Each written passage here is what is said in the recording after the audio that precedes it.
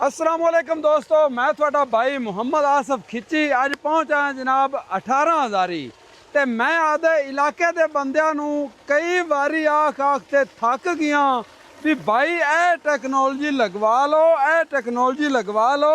लखां रुपये किसानां दे ए टेक्नोलॉजी बचा रही है ते इत्थे 18 हज़ारी विच मैनू जनाब ए बंदा मिल गया है जिन्हें इस इलाके दे विच कई लखां किसानां दा फायदा किया है। ए टेक्नोलॉजी किसानां नू दे ते ए वेखो जनाब, ए पीटर इंजन पट्टिया पिया इवें ही जनाब हर फार्म ते पीटर इंजन पट्टे पे ने, पटा दिते ने। इवें गल है जी। ते तुसी मियां वाकई ही किसानां नू एक गिफ्ट दिता है ते गिफ्ट लै ते कित्थों आए ने? शह की एडा को पंप है, पानी इन्ना कड्डी जांदा है। ये फैसलाबाद शहजाद पंप वाले को असि लैके आंदा अच्छा, तोहफा मोटर ने सानू दित्ती हुई है। जिंदाबाद। डेली दी किसानां दी बचत वेखी ते 10-12 हज़ार रुपए दी बचत है पई अच्छा डेली दी। अच्छा फ्री पानी चलदा पिया है, वेखो ना। अच्छा जी, स्टैंड भी आस-पास कोई नहीं है, छत दे उत्ते प्लेटां रखी हुई हैं असी वेरी गुड। ते अजे तक किसानां ने किन्नियां प्लेटां चलदा पिया? सिर्फ 3 प्लेटां।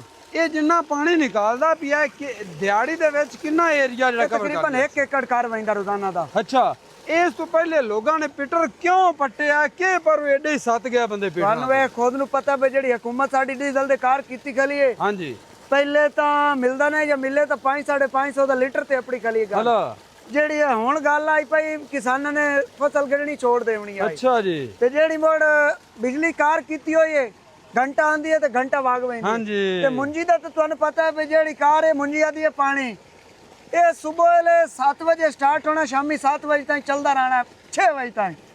सजणों ते बेलियो जिथे अज मौजूद हैं इत्थे जनाब बिजली मुड्ढू ही कोनी, बिजली दे खंबे ही इन्हां पट ते सट दिते ने ते तेल तो इन्हां जान छुड़ा लई ए पीटर पट के।